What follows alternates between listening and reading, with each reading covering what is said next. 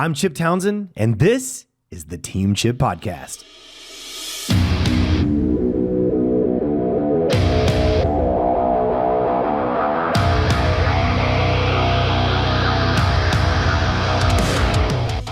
Team comes first. That's the priority. You have your team's back no matter what. You're edifying them. You edify them to the parents. You can't hold that against them or their kid.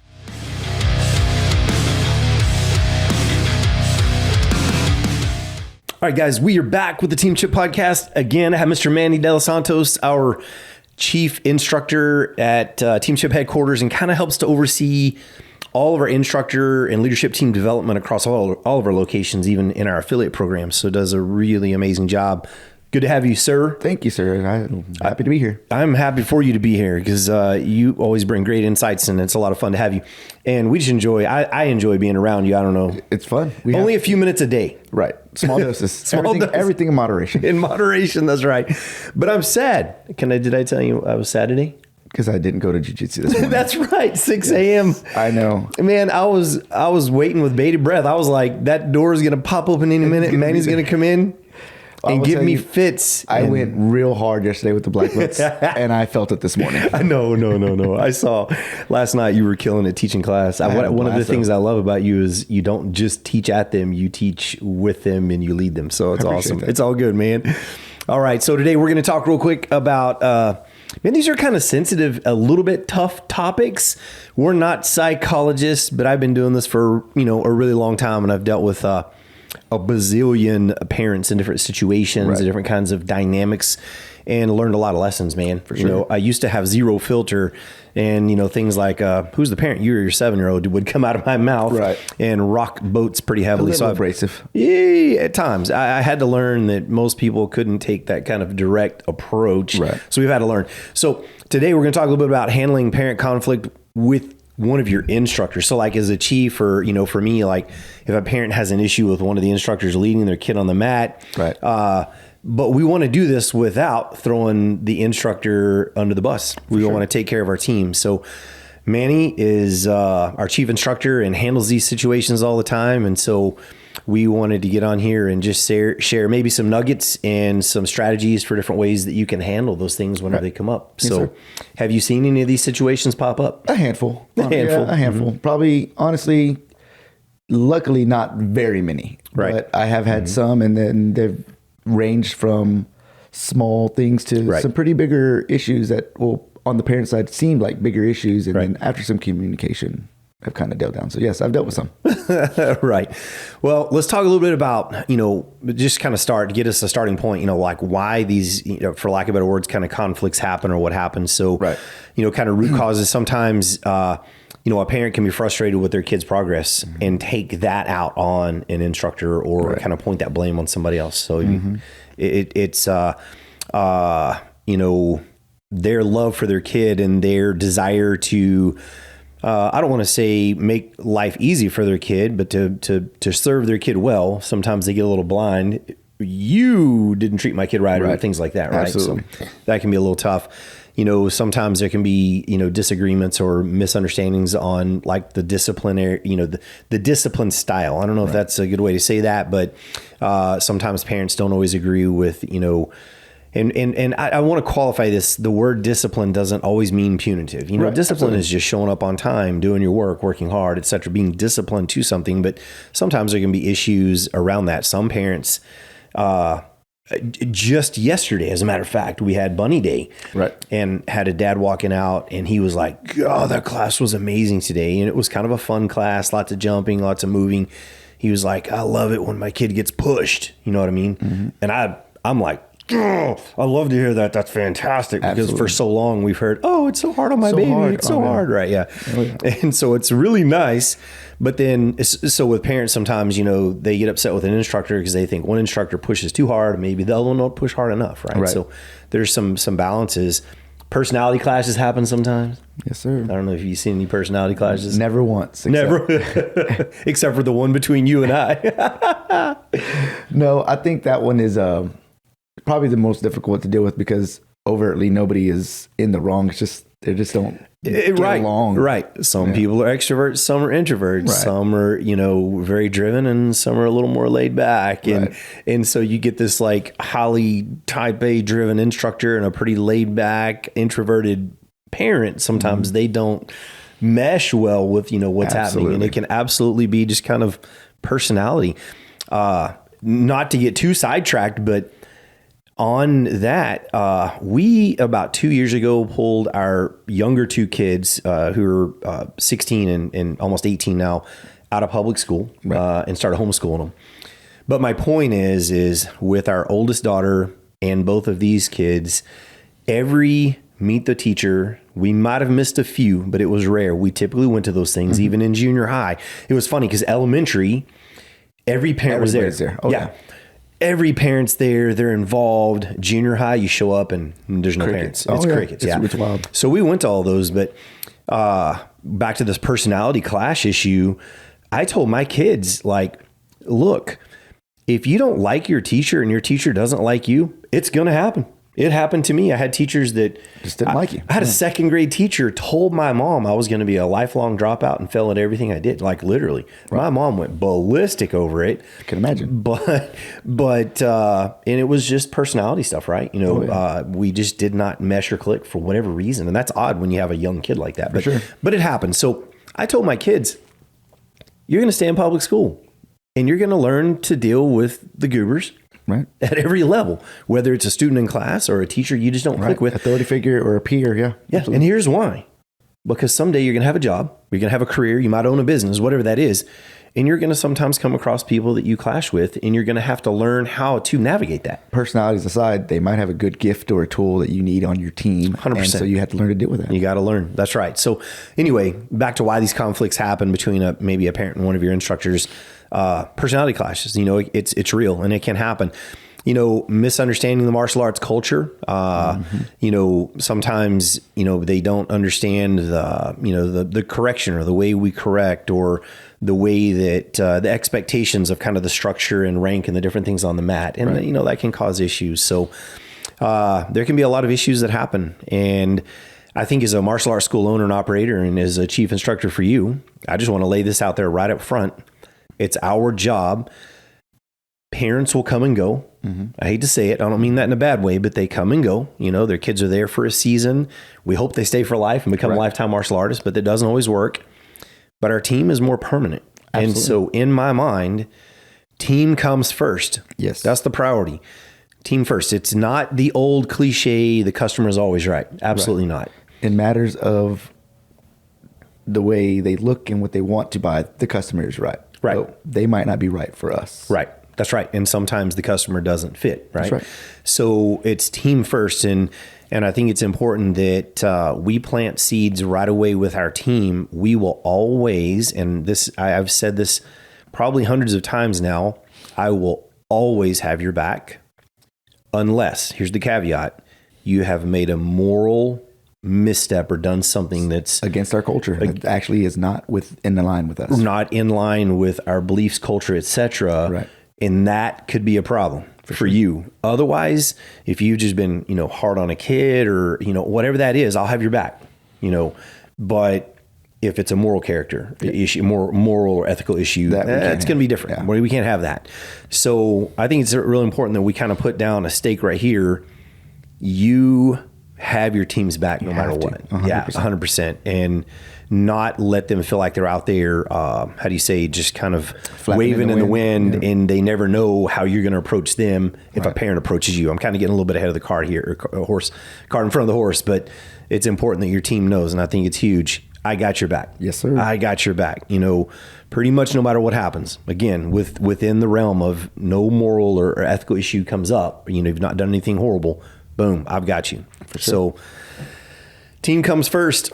So what are ways that you make sure that the team knows that they come first? First off, I tell them that directly. 100%. Mm-hmm. At the beginning, they're coming into the instructor program. They're on the leadership team even. I will start right then and then and lay that groundwork. Mm-hmm. I'm here to back you up, to be, and within reason, don't do anything gooberish, but I'm here for you. My job is to serve you. I am your leader. I'm your example, but I serve you. I love that. And that's the first thing I kind of let them know up front. That's their barrier. That's their protection. When you're new to something and you don't know where your protection comes from, you're tentative to do the things that you're gifted in doing. You're tentative about making good decisions because you're afraid that if I make a bad decision, you're scared. I might get in trouble with the boss. I don't like you, but I might get in trouble. Well, the boss is scary, and I never want to be the principal. I walk in and they're, oh no, man, he's here, scared because they're going to get in trouble.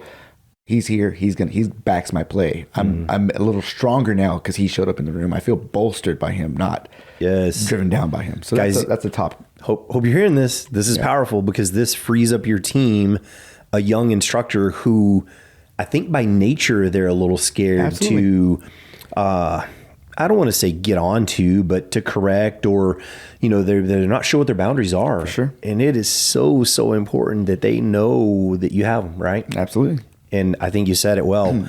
Just tell them over. And the other thing that was kind of running in my head is public praise and private reprimand. 100%. Yeah. I've been so guilty at times of walking in on an instructor and they're doing something that's kind of off the path. And I'm like, what are you doing? And you walk up and ask them in front of everybody, what are you doing? And they go, well, we just did this, this, and this. And I did this because, and you kind of go, oh, let me just pull my foot out of my mouth and walk off the mat. Yeah. Good job, man. Keep doing what you're doing. So many times I often try to creatively interpret what's going on. I'm like, okay, the class plan said we're doing this. I can see kind of what they're doing there. And in those moments, sometimes I try to kudo them. Like, parents, you see this creativeness that they're doing right now? That little foot thing that they're walking across the mat looking funky, that's going to help their sidekick foot control so much. And just connect that dot for the parent. Yes. Because I think some of our young instructors forget to communicate that and convey that. And it could be construed as like, what is going on? What? To the outside person that doesn't understand what they're doing, right. And me trying to be that in-between barrier. I said it earlier, like there's two sides to every coin, but there's really three because there's that band in the middle where they meet. Yes. And that's me. I had to translate the two worlds in the middle there. And that's another thing. The instructors go, I'm going to try something wild and nobody's going to get it. But if I can kind of interpret what's going on and then kudo that, again, just backing them up. All right. So I just wanted to step in here and say, so you're doing something that is so powerful that I think a lot of instructors miss with their young leadership. Okay. So the parents at the side most of the time don't know the culture well. We've tried to explain it. We've talked to them some about it and they're growing in that culture and understanding it, but they don't know what good is, great is, bad is, world-class is, right? And so as a chief instructor, as you're floating through, checking in the classrooms on your leaders, or if you just have one big mat and you're just kind of floating through, it's so important. You said something that's so good. You're edifying them. You edify them to the parents so the parents can relax and go, oh, the chief says this is good. This must be good. Right. Absolutely. It really gives them something to lean on. Like, I believe in them. And that's a really, really powerful thing.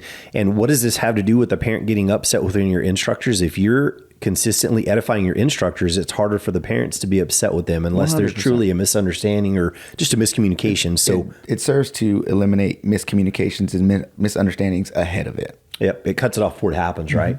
That's beautiful. So if you're listening and you're a school owner or a chief instructor, take the time to edify the leader on the mat while they're leading, right? To the parents, like, hey, parents, do y'all see how amazing our team is today and what they're doing with these little guys and the work they're getting out of them? And that will go miles in preventing issues, right? Yes, sir. Very cool. So the other thing I was thinking about a while ago that I think is powerful right here before we get into dealing with the actual conflict is when I walk through and say, for us, we're very blessed at our headquarters. We have, potentially 3 to 4 mats going at one time. And if I walk through, I'm literally getting the term we use as a snapshot. Right. I'm not seeing the whole movie. The whole movie would be that entire 45-minute or hour and a half class, whatever that is. I just see a snapshot, and I've got to be really cautious as a chief or an upper level instructor to grab the snapshot and make judgments or assumptions about it. 100%. Right? Yeah. Very, very cool. All right. Well, let's dive into just a little bit. Let's say that there's an issue that actually happens. Parent comes in, they come to the front counter of the program director and go, hey, that instructor in there, said did A, B, C, D, right? So what are some things that we do with that? And what's the kind of order that we attack that? So typically I let them say their piece. Yeah. Go from beginning to end, let them, all right, tell me about what happened. Tell me what you perceived, and let them go from beginning to end and try to, in that moment, listen very actively. It's easy to get defensive over your instructors and defensive of your culture in your school, but you got to kind of turn the emotion off. Right. Logic and water, logic and emotion, oil and water. We don't want to mix that. Let them say their piece. Right. Try and pick up maybe some underlying what's actually going on and happening. Active listening, really listen for some keywords, listen for time frames, like see what's going on. Play detective, let them say their whole piece. Right. And try not to interfere. Absolutely. Just let them flow. Try not to make any corrections either. Nothing. Just be gathering intel. That's right. Just kind of picking up the parts. Absolutely. Good. That's step number one, is let them do that. Good. They could probably have some valid concern. They're just maybe miscommunicating or misunderstanding, or they don't have, like you said, the understanding of the culture or the what's going on to convey what they mean or what they expect. So you have to kind of pick that out of what they're doing. Absolutely. Now, we have had situations where instructors are wrong. Right. They've done something. Maybe they've pulled a stripe from a kid's belt that the kid earned, and they just had the procedure for that wrong. Upside down. And many, and of course the parent's upset. But when you explain to the parent, this is only his 5th class to actually lead that segment and be in, he's still kind of learning the ropes. He's a little nervous. They kind of go, oh, okay, maybe this isn't as bad as they thought. It's still a problem, right? But it's dealable, right? Absolutely. Yeah. But definitely listen to the parent, let them empty their stuff. I would also say never get on the bus with them and go, oh yeah, can't believe he said that, or oh, can't believe he did that. Use language like, thanks for sharing with me. Appreciate you bringing this to me. So thankful you're willing to come up and chat with us and not just disappear on us or be upset. Absolutely. Thanks for giving us an opportunity to investigate, look into it. So once we've listened to the parent, where are we headed next? Making sure that they get heard, they feel heard, they, not, like you said, not acknowledge and get on the bus with them, but thank you for bringing that to me. We do want to encourage them to do that. Right. As difficult as these conversations are, 100%. and nobody wants to have a day full of angry parent conversations, they are a litmus test and a guiding tool to your school. If you have 4, 5, 6, 7 conversations like this, there might be something wrong. Right. As defensive as you are for your team and your culture, there might be something off. And so you want to take that stuff and be in and listen to it, but then you kind of want to acknowledge them, let them go on their way, and talk to on the other side of the coin. Let's talk to the instructors in a private setting. Not going to go interrupt their class. Not going to go and say, hey, you come here right now. You take over. That's a weird, and I've been in those situations, and everybody in the room is like, something's wrong. Something's wrong. This is so bad. Dad's mad. We don't want that kind of culture. Right. And, in between a class, maybe at the end of the day, if it's something small, what you perceive small, parents perceive big. So you kind of have to. Can I say something about that real fast? I'm sorry. I think this is really important. So at our headquarter location right now, we have upwards of 450 active students training on the mat right now, right? And we're so blessed, so thankful for that. We can get a little bit callous, I think, sometimes, not us personally, but as a martial arts school operator, we can't all to we have 449 other ones. Right. Let them be upset.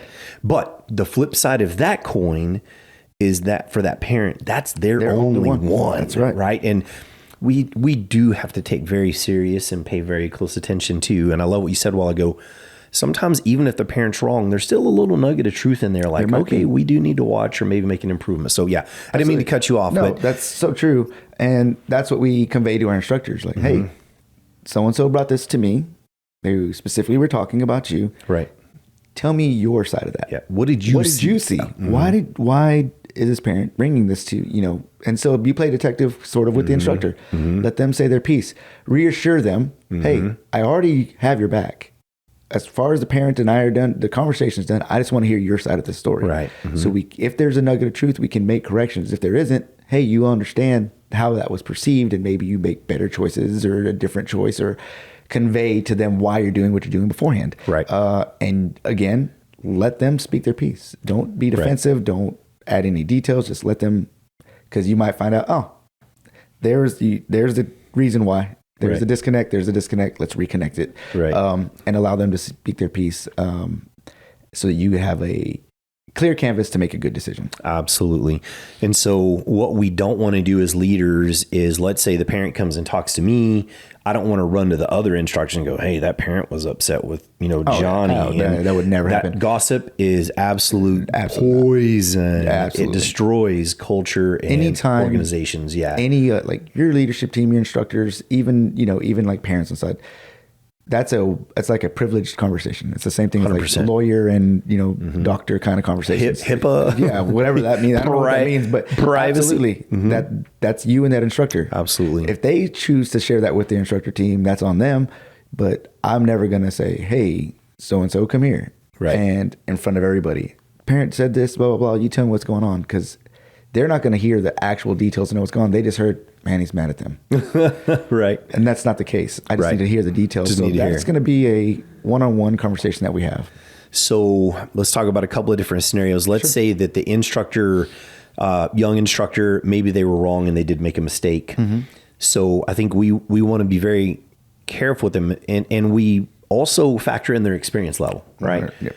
Kind of young and they're instructing, they're new, they're learning the ropes, procedures, they're a little nervous out there on the mat in front of the parents for their first, 50 times leading groups. It takes a while, right? It takes a long time. Yeah. So we approach them with a good accountability, but also with some grace. For sure. And if they made a mistake in that conversation with them, we find ways to kind of try to correct, but also give them options and how they can handle it better, right? 100%.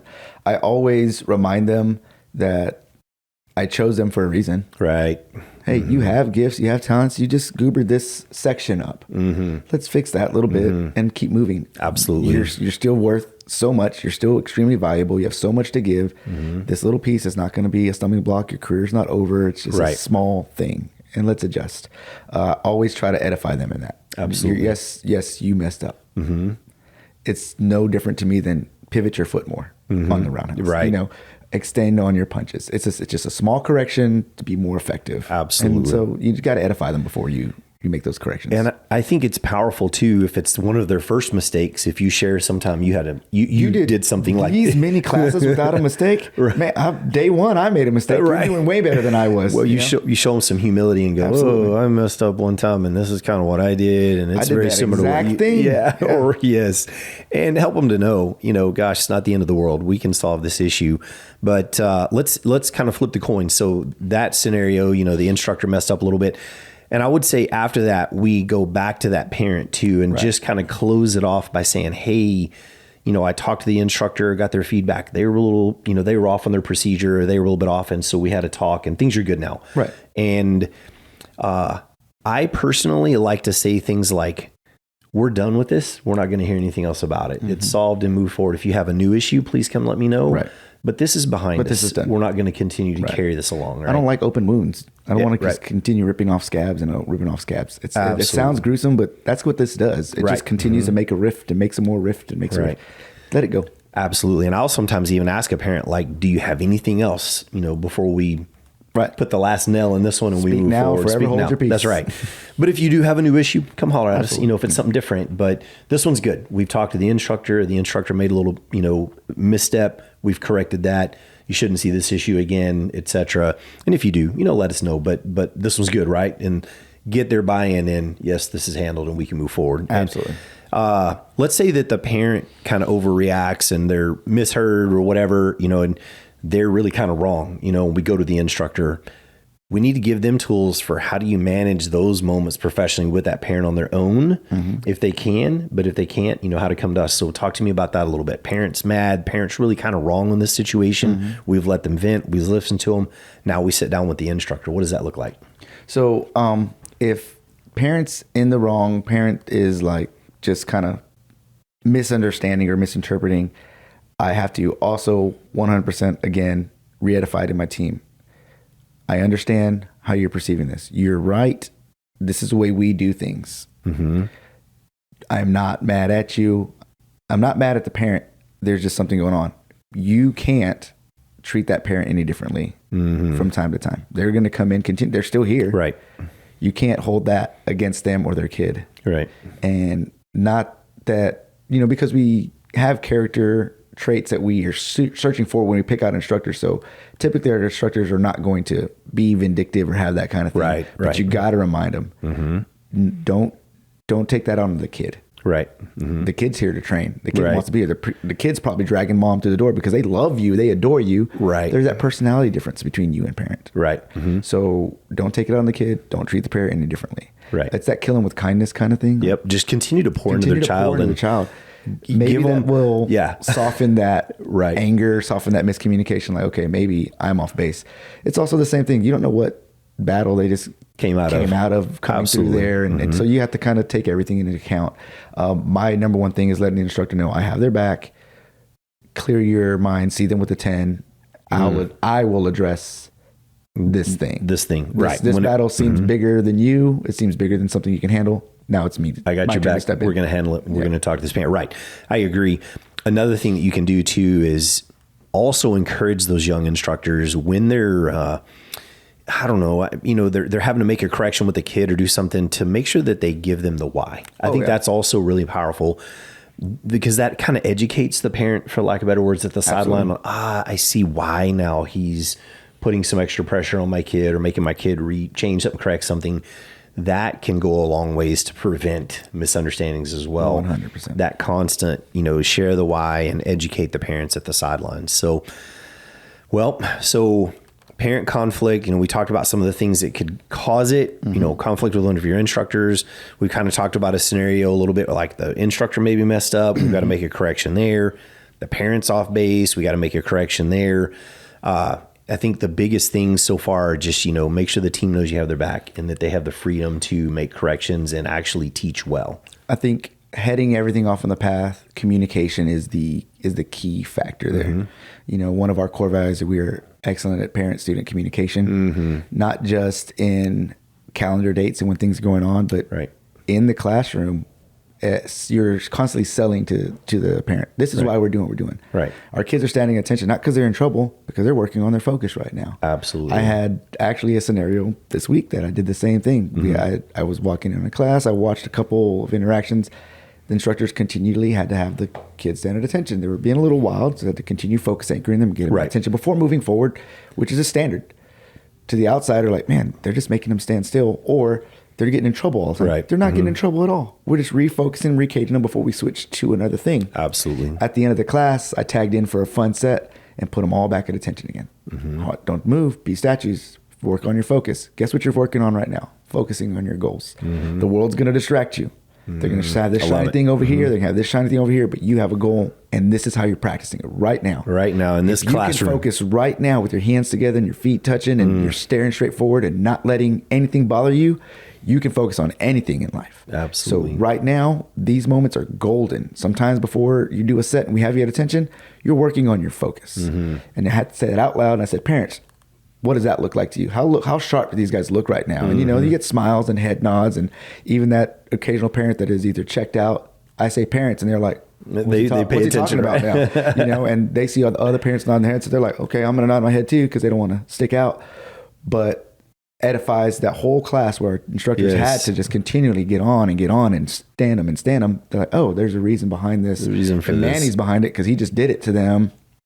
Fix it, right? So that's one thing. Communication, always just communicating. And we have various levels of communication from day one. They call in and say, hey, what are prices there? Come in and try a class so you can experience what it's like. Day one, they sign up. Try the shoe on. Don't just look at it from the outside. See if it fits the foot. Fit it. If you come in, you see the culture doesn't work, the things we do, but right when they come in, we're telling them, hey, welcome. Before you get on, we're going to take our shoes off the mat. We don't take our shoes on the mat because we don't want to ruin the mat. It's, part of our culture here. Make sure that you say yes, sir, and yes, ma'am to all the instructors. They're going to talk to you that way. Right. You have a welcome packet when you sign up, and it explains our process. But if you have any questions, you're welcome to talk to us. Right. This is our program director. This is our chief instructor. And you communicate some key things for them to when they do have questions, they know where to go. Gives them a direction to go if they have an issue. Absolutely. Instead of just attacking a young instructor, they Right. go, I'm going to go up and talk to the chief or go talk to the program director. Absolutely. I love that. So again, kind of talking, things we can do to cut these things off before they happen, right? Absolutely. So prevention is the best medication, right? 100%. Yep. So I liked what you were saying about, we conference them up front. We introduce them to the chief instructor, the program director. We send out some emails. We have some text automations that go out to kind of slowly. I know Glenn Ann is our main program director here and coaches the other program directors to do this, but let people know it's when you first sign up, there's a lot coming at you. Oh, yeah. Like procedures and protocols and how the rank structure works and testings and the classes. And All there's that just stuff. so much. Oh, yeah. So we try to dribble some of that out too. And it over some goes time. like throughout the entire martial arts journey. It doesn't stop. When we move them up into like the black belt club, there's new expectations. What does that mean? There are new uniforms, all that kind of thing. We do a yearly town hall for those students that are soon to earn their black belts, and because that's a process in itself. You got to have some parent orientations. We have in the past done like new student orientation. Right. Hey, everyone that signed up last month. This month, we're having a quick 30-minute talk with all the parents to answer all the questions and things. You've been here for a while. Sometimes, now. Now new things are coming up going like, Absolutely. why did they do this? Or how does that work? And right. So now let's answer those questions for those guys. Absolutely. So having some FaceTime with parents and not just that text message communication, not just Facebook, social media communication or stuff like that, but some legitimate face-to-face time with them to just build that culture. You're kind of building a family, building a culture. The more FaceTime you get is kind of a better tool. We're in a relationship business.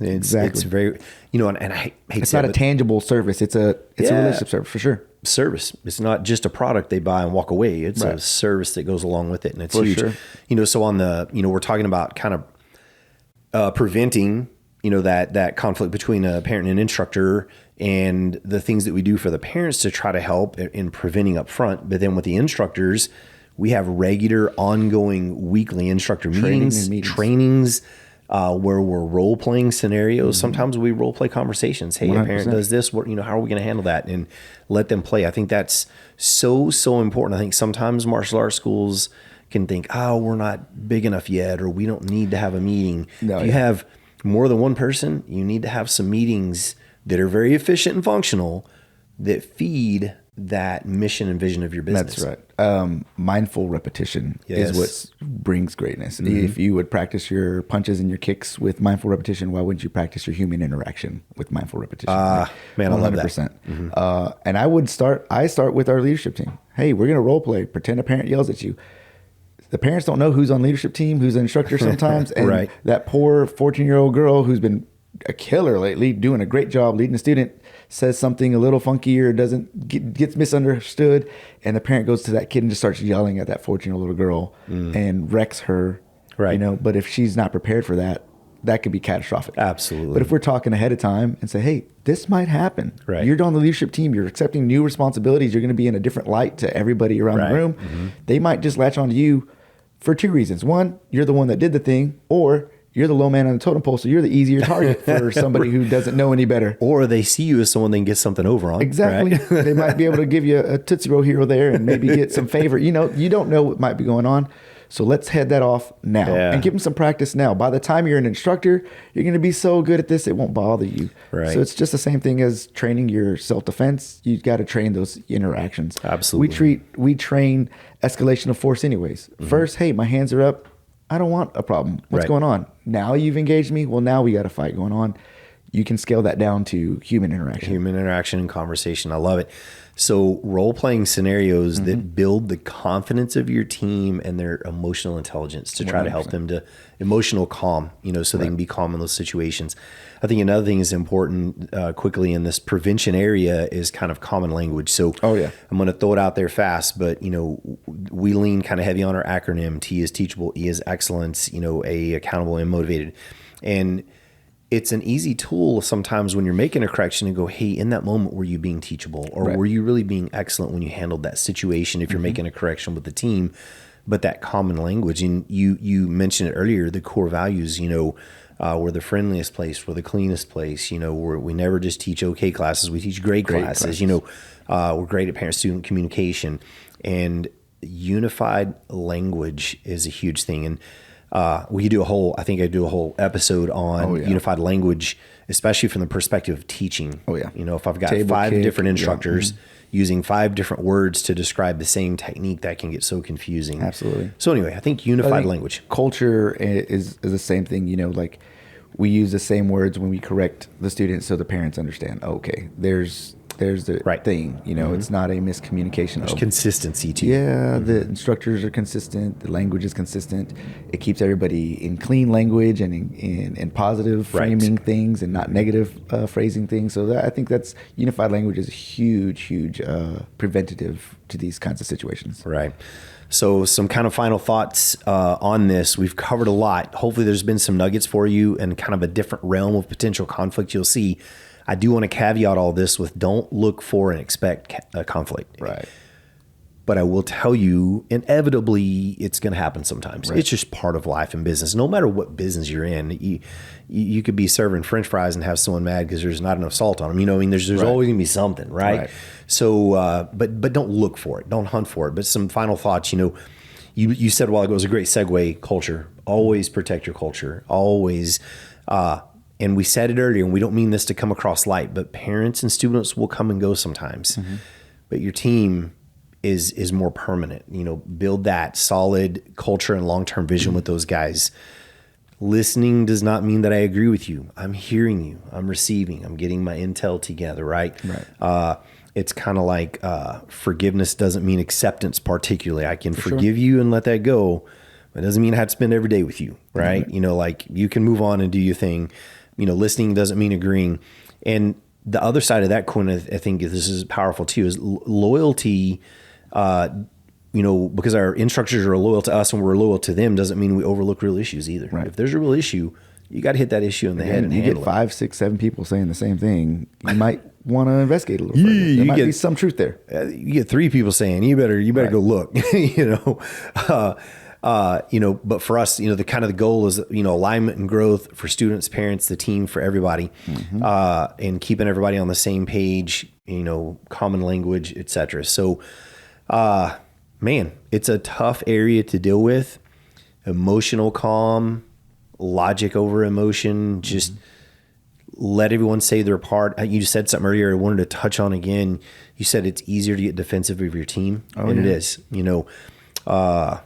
Someone comes in complaining about one of your instructors that their life story. You've been with them for years and some of their struggles, and you can easily kind of get defensive, like, you don't know this kid and how far they've come. Right. We still need to listen to that parent, and we don't need to get defensive. We just need to put our guard down and say, let me hear what's going on and what did you see, right? Oh, yeah.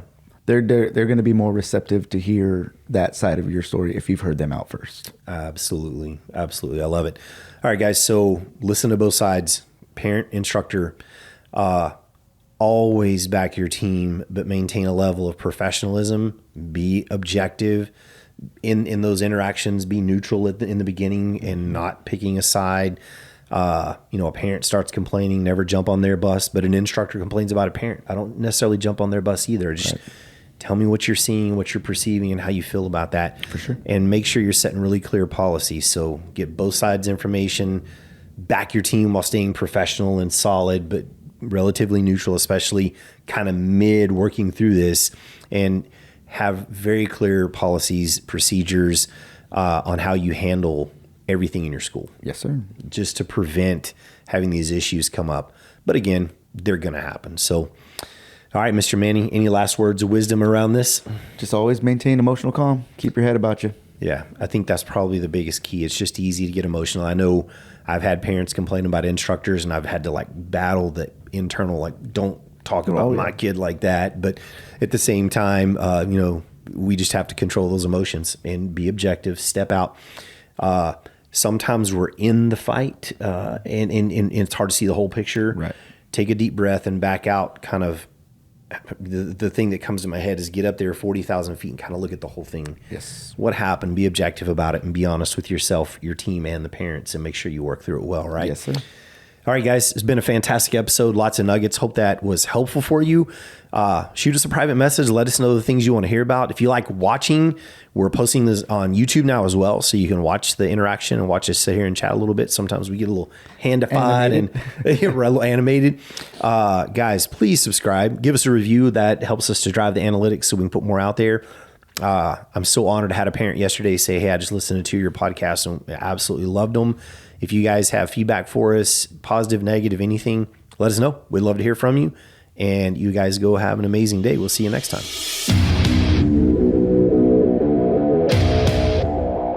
Thank you for tuning into the Team Chip Podcast. If you enjoyed today's episode, don't forget, subscribe, share, and or leave a review because we need you. We appreciate you so much. And without you, we can't make this happen.